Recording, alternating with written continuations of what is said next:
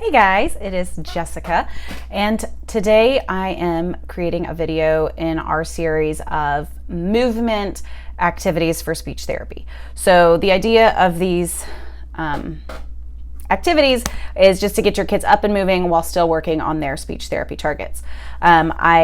I'm not going to tell you exactly what to do. I'm just kind of going to give you some games and some ideas and suggestions, and you can use your own creativity and therapist intuition to modify it for your specific kiddos. So today, the activity that I'm going to talk to you about or share with you is a balloon toss. Before I start into that though, please check out the description.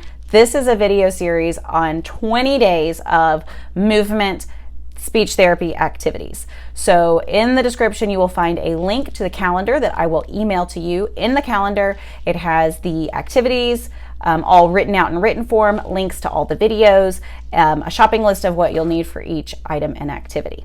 But they all use kind of the same materials in different ways to do different activities. So today, like I said, is the balloon toss activity. So all you will need for this activity is just a balloon. And what you will do is you will take your balloon and you will write your speech targets on the balloon. And there's a couple different games you can play.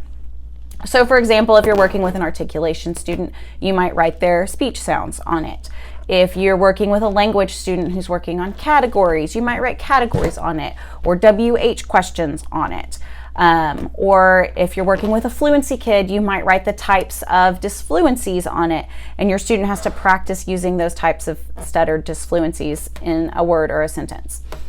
So then what you do after you've written your speech targets on the balloon, you guys just practice throwing it back and forth.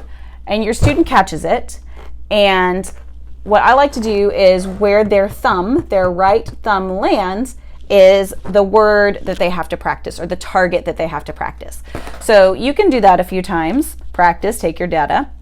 And then I kind of like to mix it up. Maybe we'll do how many times can we keep the balloon up without it falling, and each time we'll count it 1, 2, 3, 4. And then when it drops, that's how many targets, articulation words they have to say.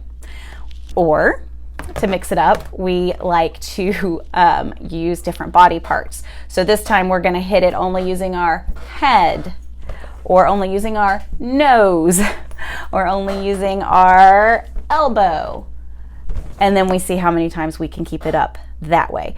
So what's great about this is it just keeps them engaged. If you have different ways to mix it up with the same activity, it'll last you the whole session. If you do the same thing the entire time, they will get bored. So that's the other thing I have in the calendar is ways that you can mix it up to kind of keep it fresh for the entire session. So what I need you to do is, again, get the calendar emailed to you in the link. It is free. And then stay tuned to the next video in our series, and I will teach you another movement activity for speech therapy.